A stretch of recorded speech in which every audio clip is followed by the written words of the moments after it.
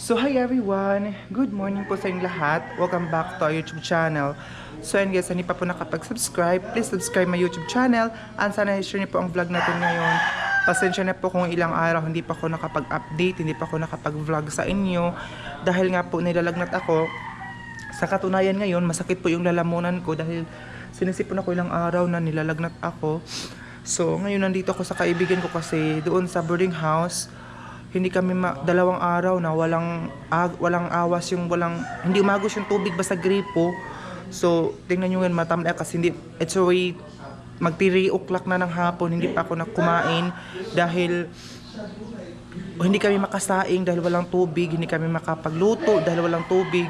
So nandito ako ngayon sa kaibigan ko, yung kaibigan ko dati na nandun sila sa Delos Hotel na apartment ngayon, lumipat na sila dito. So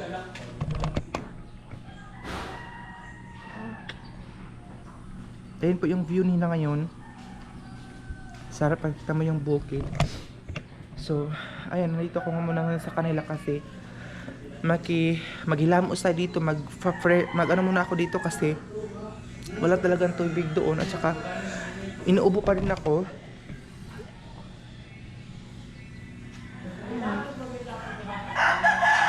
Ayan siya ang view.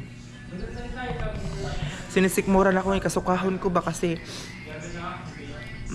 sumumpong kasi itong sikmura ko kapag hindi ako makapag-breakfast, hindi ako kumain. Wala kasi kaming sinaing ngayon doon. So nandito ako ngayon. Titingnan natin kung mayroon silang pagkain dito. Ayan, ito na yung bago nilang boarding house. Ayan o. Medyo malaki na din siya. Ayan, so ayan o. Dito tayo. Nandun sila sa kwarto. Ito po yung CR nila guys. Ayan. Malinis. Ayan siya. Ayan. May lagayan din dito ng aircon pero hindi pa sila nakapalagay. 3 na sila ngayon dito. So, ay noodles. Itong ulam nila ngayon. Marami silang kanin. So, kukuha tayo guys. Kakain muna tayo. Nagana naman ako sa kanila. Sabi ko kumain ako dito kasi nga po, wala talagang tubig dito sa kanila. Tingnan mo. Oh, malakas yung tubig pero doon sa boarding house namin wala, baka naputulan sila ate. Hindi ko alam kung bakit wala silang tubig. Siguro naputulan talaga sila kaya dito muna ako dahil sinisipon ako. Pasensya na muna ha, baka may magagalit naman nga dapat imakon ako sa sipon ko. Kain muna tayo kunti lang. Noodles ang ulam nila ngayon.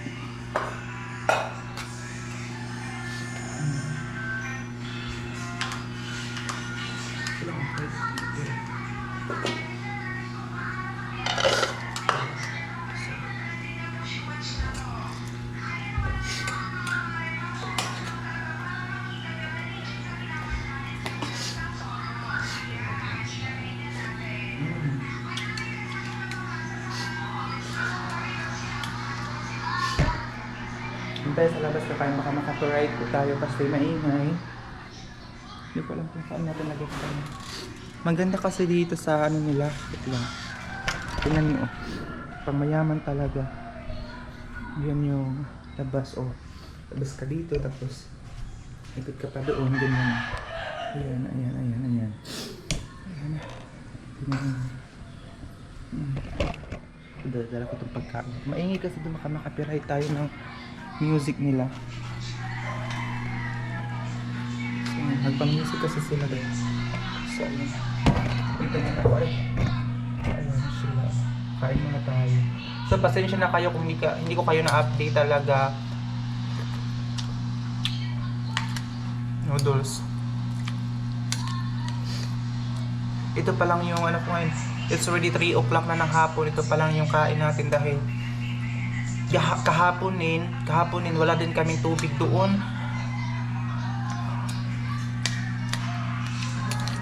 Hindi kami makapaghugas, hindi kami makapagsaing. Walang awas ang tubig.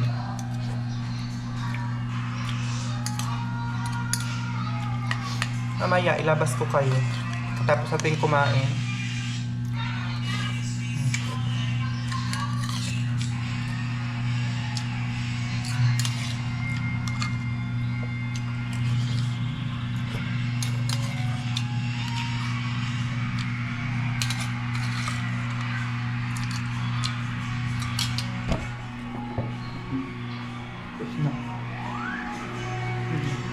na hindi tayo makapiright sa music nila.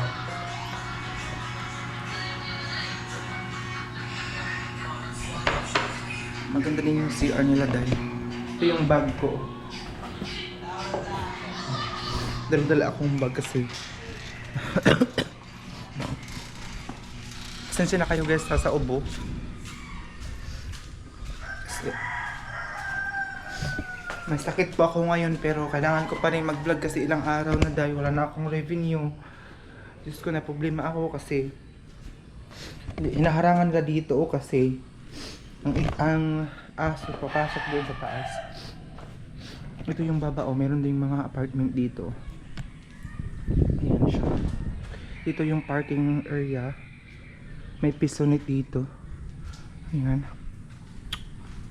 So, ito yung area nila. Ayan yung entrance. Papasok ka doon sa taas. Tapos, ayan. Tapos dito makikita mo may mga ganyan.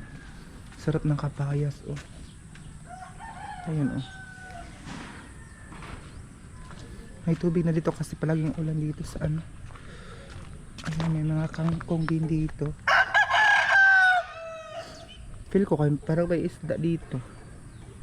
Malalim na yung tubig kasi palaging umuulan. Ayun, Baka may isda na dito, day.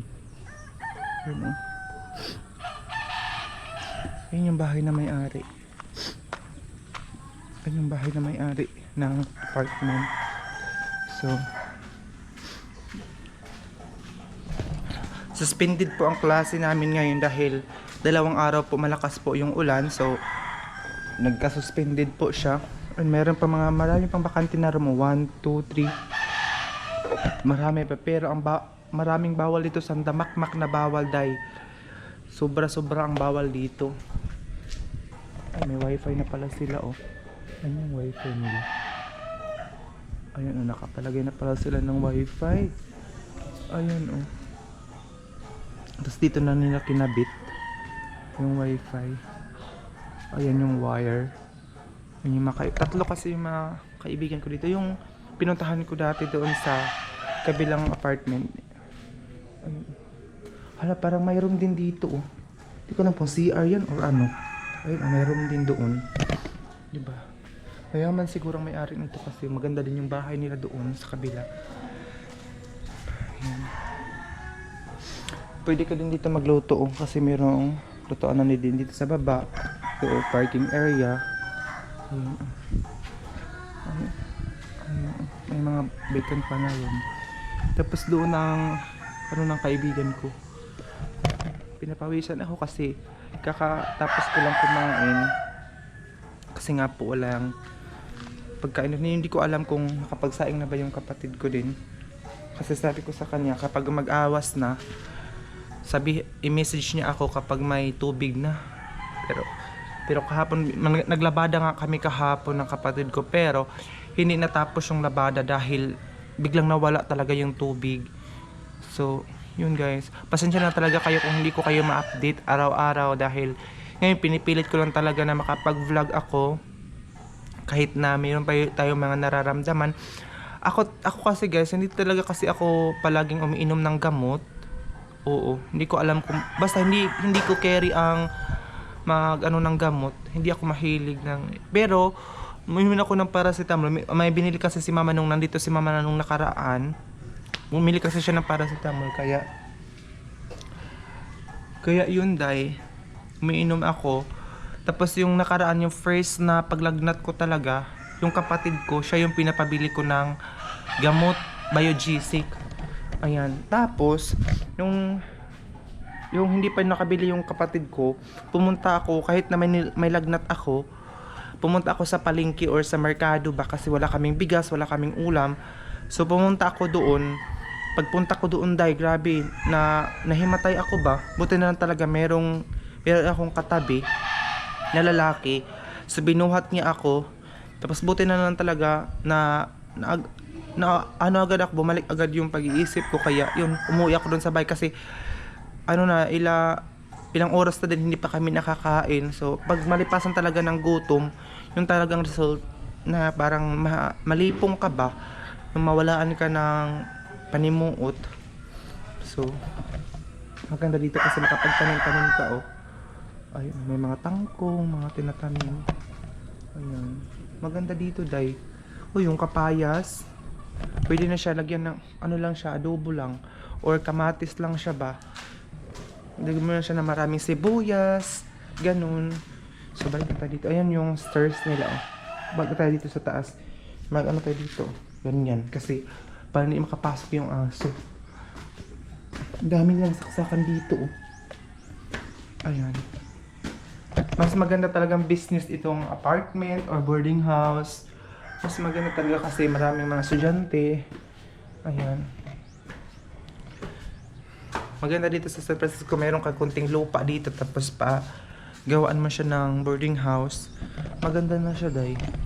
Makikita mo yung yan po yung magdiwata na bukid or ano dito sa amin. Ano, ang tawag dun sa amin magdiwata.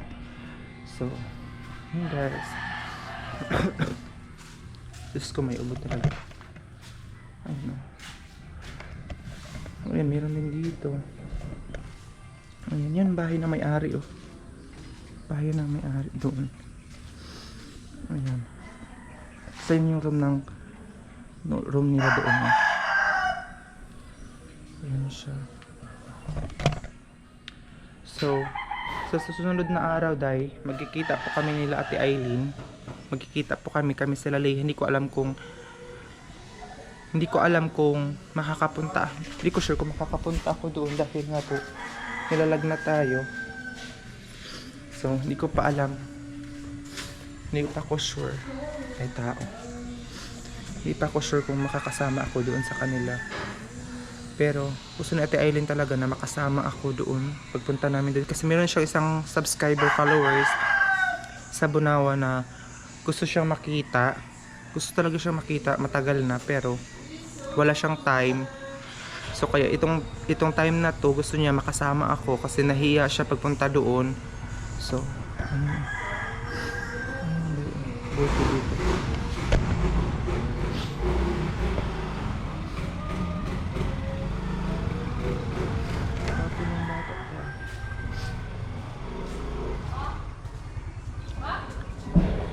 Anak pala siguro na may-ari yun.